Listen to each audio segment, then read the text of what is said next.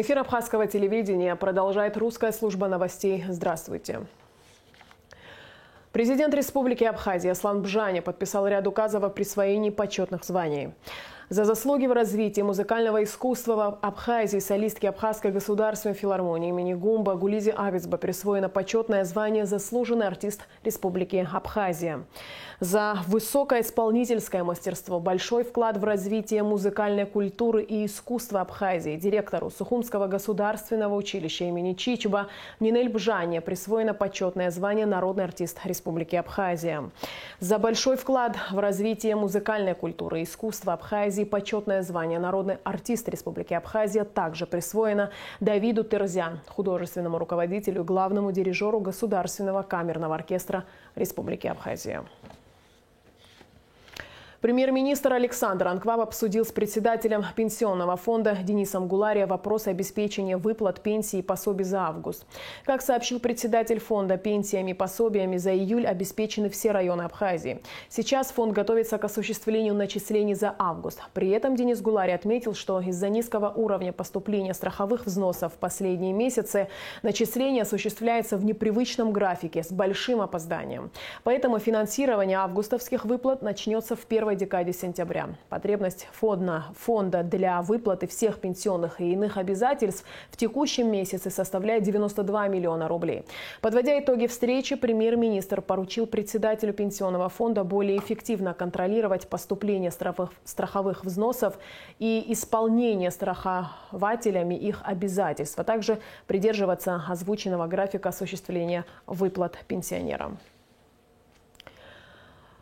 23 августа скончался 52-летний житель села Лабра Ачамчирского района с подтвержденным диагнозом коронавирусной инфекции. На момент поступления мужчины в ЦРБ Ачамчиры медики констатировали тяжелое состояние больного, так как он обратился за медицинской помощью только на 14-й день протекания болезни. Минздрав и СС приняли решение о введении карантина в Лабре на 14 дней. Участие жителей села на данный момент взяты анализы на COVID-19. Подробности в репортаже пресс-службы Министерства здравоохранения Абхазии. По решению Министерства здравоохранения и Республиканской СЭС в селе Лабра Ачамчирского района введен 14-дневный карантин. Медики проводят забор биоматериала у всех жителей села. Такие меры предосторожности были предприняты после смерти 52-летнего жителя Лабры. 23 числа в вечернее время был звонок нам с просьбой приехать и оказать помощь пациенту, у которого температура. В процессе выяснилось, что он в температуре 2 недели. Находился на дому, занимались самолечением. Значит, супруга пациента давала ему в разное время разные антибиотики, да, услышав, что можно. Вначале принимали таблетированные препараты, потом они начали инъекционные антибиотики колоть. Но когда совсем стало плохо, они позвонили к нам. По информации главного врача районной больницы, родные пациента обратились за помощью лишь на 14-й день протекания болезни, когда у больного уже наблюдалось тяжелое состояние. Мы выехали на место в Лабру, значит, посмотрели пациента, оценили ситуацию. Состояние было крайне тяжелое, то есть абсолютно бледный, абсолютно слабый, температура неуправляемая. Задыхался, сатурацию измерили, была 47, и было принято решение этого пациента госпитализировать в ковидный госпиталь. Значит, мы по телефону согласовали с руководством госпиталя и поместили пациента в машину скорой помощи в сопровождении медсестры с кислородом и отправили. Но, к сожалению, к величайшему сожалению, значит, не доезжая до Сухума, по дороге пациент скончался. В целом в Ачамчирском районе эпидемиологическая обстановка спокойная. Всего за время пандемии здесь зафиксировано 12 инфицированных COVID-19. Пациентов с тяжелым протеканием болезни нет. В течение месяца, это с 24 июля, идет регистрация пациентов, которые подтверждены были лабораторно ковидно-инфицированы. Таковых было 12 человек. Из этих 12 трое завершили свое лечение и сняты с карантина. Из этих троих 2 человека были преклонного возраста, проблемные. Один был выписан с кардиологического отделения после инфаркта. То есть мы этих пациентов двоих вели на дому, в домашних условиях, и, слава богу, все завершилось благополучно, они выздоровели. Кроме того, значит, Один пациент сегодня из Ачамчиры находится в ковидном госпитале. Самочувствие его хорошее. Значит, он был не осложненный, но с учетом того, что у него свои сопутствующие заболевания, то и с учетом возраста мы его переправили в госпиталь, и на днях он выписывается, тоже благополучно. И 6 человек на сегодняшний день находится у нас на амбулаторном наблюдении. Из этих 6 2 пациента абсолютно бессимптомные. 4 пациентов, которые остаются на амбулаторном лечении, мы их отслеживаем по телефону, коррегируем их назначение, и 3 уже завершают свое лечение. 1 преклонного возраста был немножко проблемный, но вот эти 2 дня он себя чувствует лучше, и пока мы его ведем на дому. Помимо тотального тестирования местного населения на коронавирус, медики настоятельно призывают жителей Лабры соблюдать режим самоизоляции. В рамках участия абхазской делегации в международных военных играх и армейском форуме 2020 министр обороны Владимир Ануа посетил музейный комплекс «Дорога памяти», расположенный в парке «Патриоты» и главный храм вооруженных сил Российской Федерации. Владимир Ануа оставил запись в книге почетных гостей музея. Галерея «Дорога памяти» – проект, не имеющий аналога в мире. Это не просто музей и мемориальный комплекс, а галерея истории, которая хранит судьбу и имя каждого, кто привел к победе в Великой Отечественной войне. Длина музейного комплекса 1418 шагов в память о 1418 днях и ночах Великой Отечественной войны, на протяжении которых шли боевые действия. Экспозиция включает в себя хроноленту, подробную историю каждого дня войны.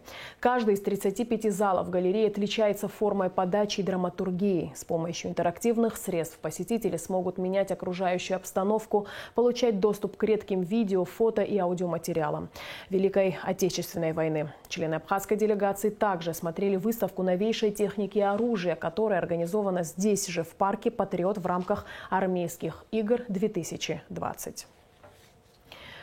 В Сухуми прошла встреча с директорами столичных школ, организованная управлением образования города Сухум, на которой обсуждались вопросы, связанные с началом учебного года. В частности, речь шла об организационных вопросах и о том, как минимизировать риски распространения коронавируса. Был рассмотрен и учебный план. Презентация книги по новой методике изучения абхазского языка состоялась в Сухуме. Книга предназначена для детей от 3 до 5 лет. Издание включает в себя рабочие тетради, оснащенные красочными картинками, чтобы ребенок лучше усваивал материал. Также к методике прилагаются CD и DVD-диски, на которых записаны абхазские мультфильмы и песни.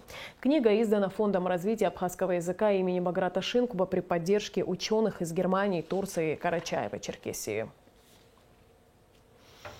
Рассказать об Абхазии по секрету всему свету. В республике проходят съемки известной передачи российского телеканала «Россия-1». Узнать как можно больше о нашей стране и поведать об этом миру – главная цель съемочной группы. В увлекательное путешествие по столице вместе с российскими коллегами отправились и наши корреспонденты.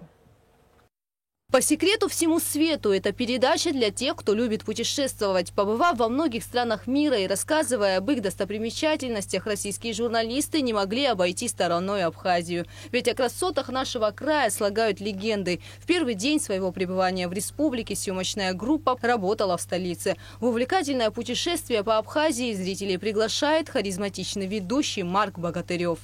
Впечатление хорошее, солнце, море, чистый воздух. Мы только сегодня, правда, приехали. Сегодня первый съемочный день. Снимаем. Очень теплая погода. Очень хорошее ощущение. У нас в Москве сейчас начинается дождь, поэтому на этой разнице мы чувствуем, что нам здесь очень нравится. Мы только начали. Слава богу, не очень людно, потому что когда людно, тяжело снимать. Сейчас пока утро, и процесс идет хорошо. Настроение хорошее, очень вкусное. Кофе у вас, еда здесь. Съемочный процесс проходит очень активно, ведь за 5 дней группа должна успеть побывать практически на всем побережье. Рассказать о природе Абхазии, об обычаях и традициях, познакомиться с интересными людьми – основные цели проекта, говорит продюсер передачи Ольга Андреева. Цель нашего проекта – показать не только страну с точки зрения туризма, достопримечательности, показать ее через людей. Ведущий общается с людьми, с местными жителями, с разными профессиями, специальностями. И таким образом он познает мир И в том числе, вот мы сегодня в Абхазии, мы поэтому смотрим самые интересные вещи, узнаем, как что делается, какие нравы, какие традиции, какие обычаи. И люди, мне кажется, с удовольствием будут нам открываться. А самый главный колорит любой страны, в том числе Абхазии, это люди. Сухумская набережная, ботанический сад, питомник обезьян. Сегодня съемочная группа работает в этих наиболее посещаемых туристами местах. Но особое внимание журналисты собираются уделить Епиту и рассказать о питомнике не как о туристическом, а как о научном объекте. Набережную мы сегодня посетили уже, мы ее сняли. Ботанический сад – это, мне кажется, достояние страны. Питомник обезьяний. И мы о нем будем говорить не с точки зрения как зоопарк, как многие сюда приезжают и думают, что это простой зоопарк. Мы будем говорить о науке. Почему он был создан, каких успехов они добились, что впереди ждет. Возможно, это путь для создания новой вакцины против ковида. Для нас это очень важно, потому что, собственно, там работают истинные ученые. И нам бы хотелось, чтобы они поделились с миром тем, какие свершения нас ждут впереди. Наших коллег, российских журналистов, по самым красивым и известным местам Абхазии сопровождают представители Министерства туризма республики. Сегодня мы работаем с каналом «Россия-1», программа «По секрету всему свету». Как всегда, мы пытаемся привлечь сюда много телевизионных каналов для того, чтобы они могли раскрыть нашу республику. Любая республика – это в первую очередь ее народ. И через наши традиции, через наш быт мы хотим познакомить граждан Российской Федерации с нашей республикой, с Абхазией, для того, чтобы в дальнейшем привлечь сюда большое количество людей с целью отдыха и привлечения турпотока. В ближайшие дни в планах у российской съемочной группы побывать и в других городах и районах Абхазии. А саму передачу «По секрету всему свету» телезрители канала «Россия-1» смогут увидеть уже в сентябре. Гугу Савардания, Тамас Чиковани, Абхазское телевидение. Сейчас в нашем выпуске время оперативной сводки Министерства внутренних дел.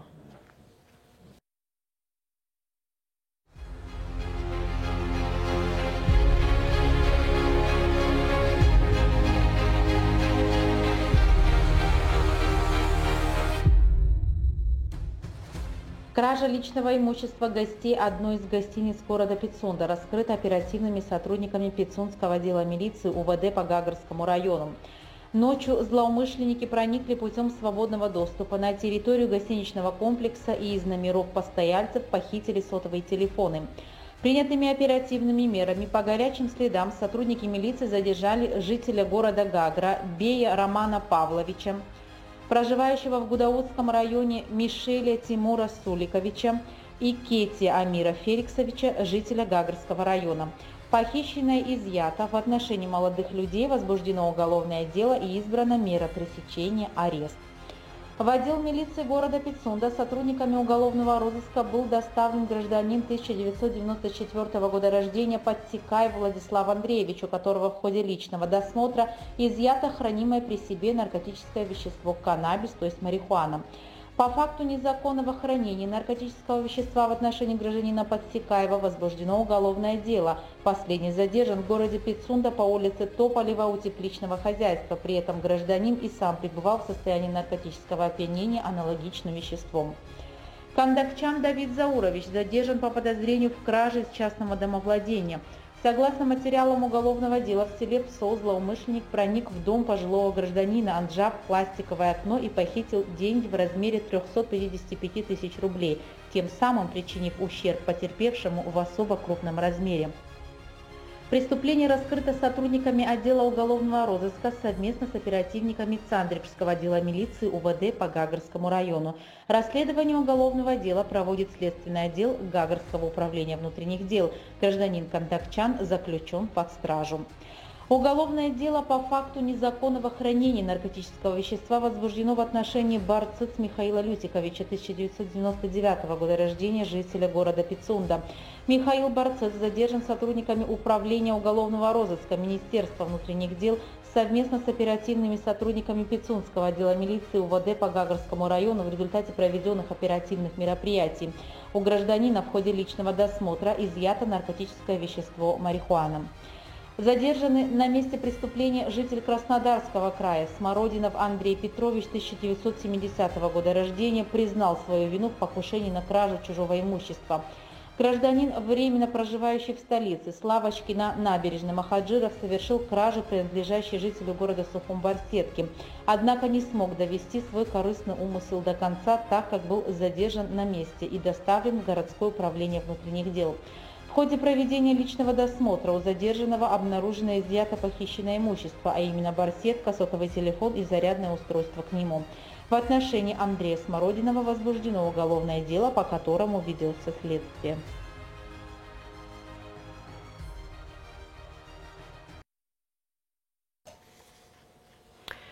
За прошедшие сутки тестирование на коронавирусную инфекцию проведено у 140 граждан. Диагноз COVID-19 подтвержден у 15 из них. На данный момент в Гудаутской ЦРБ находится 17 госпитализированных пациентов. Из них 15 подтвержденных на коронавирусную инфекцию, 2 тяжелых и 2 человека средней степени тяжести. Детей нет. Общее число выявленных заболевших коронавирусом в Абхазии на сегодняшний день составляет 262 человека. Из них 101 человек выздоровел, 4 умерло. И к другим темам. В Сухуми состоялся благотворительный футбольный матч между послами доброй воли и депутатами Сухумского городского собрания. Мероприятие было организовано в поддержку подопечного фонда Ашана двухлетнего Алана Квачахи. Подробности в репортаже Гугуцы Вардания.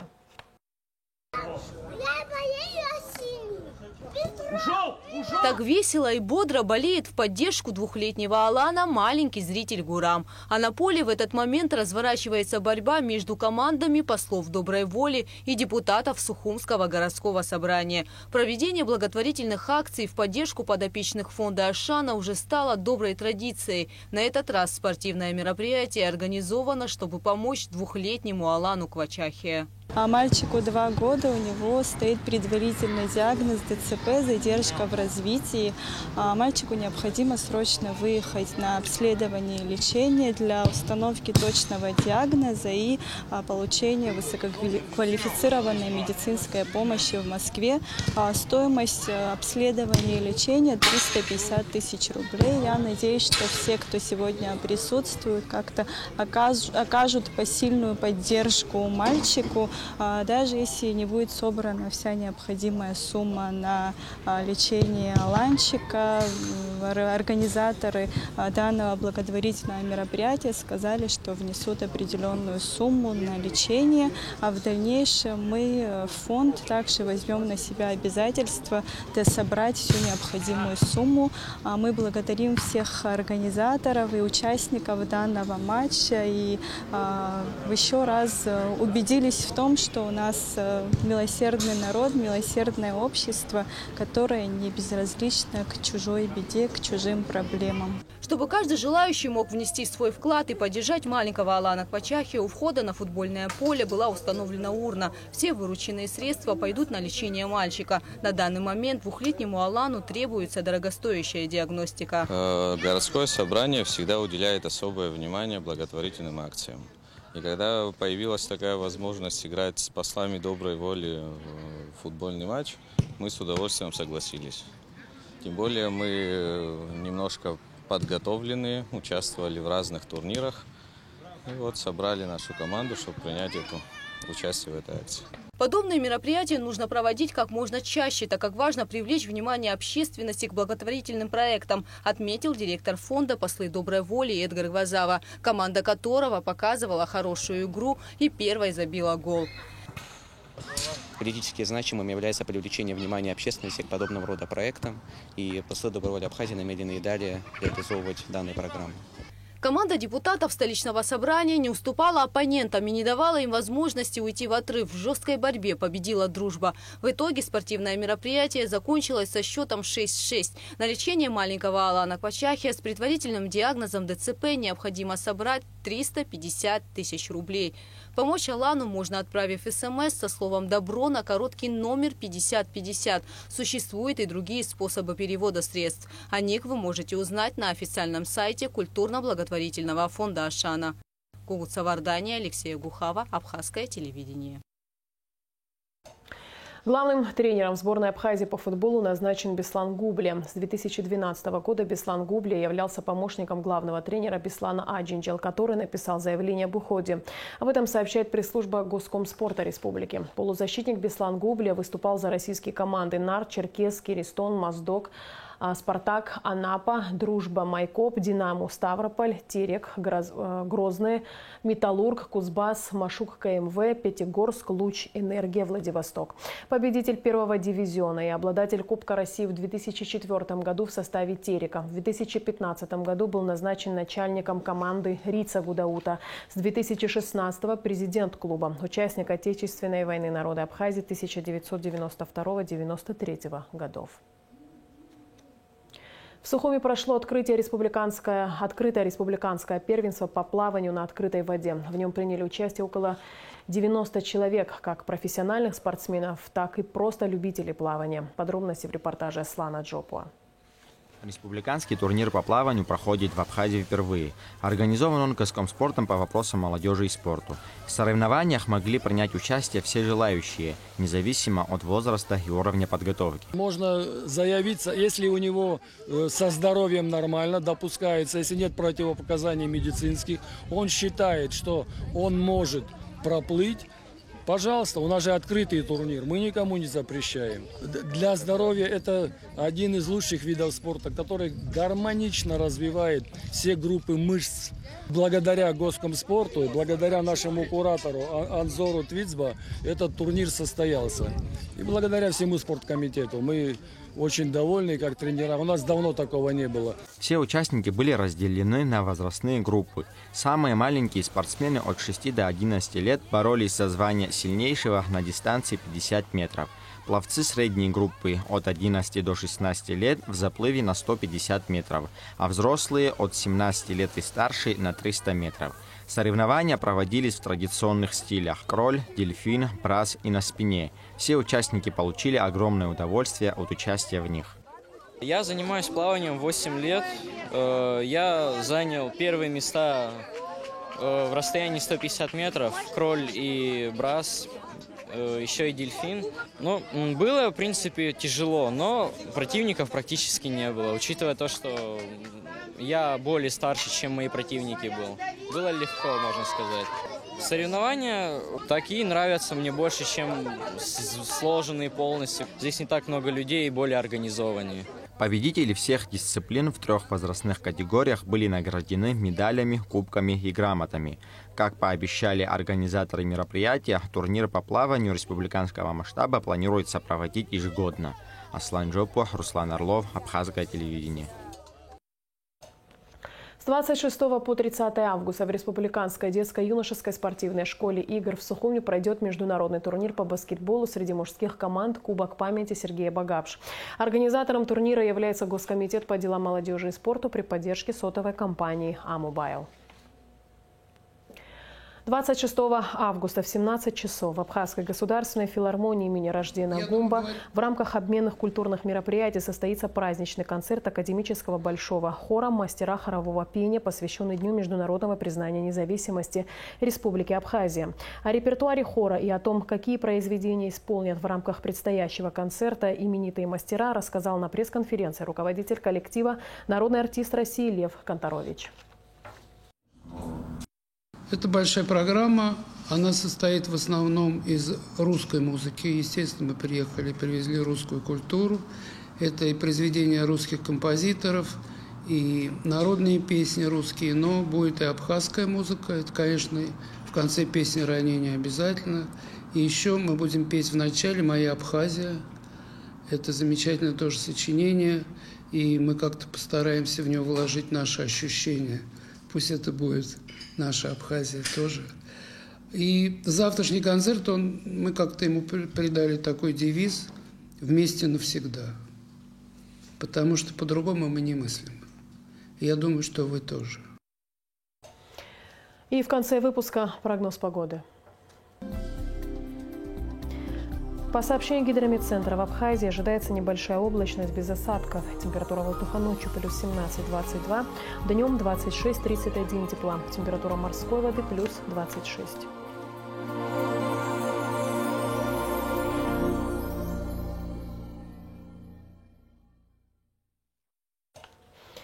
На этом наш выпуск завершен. Всего доброго и до встречи в эфире.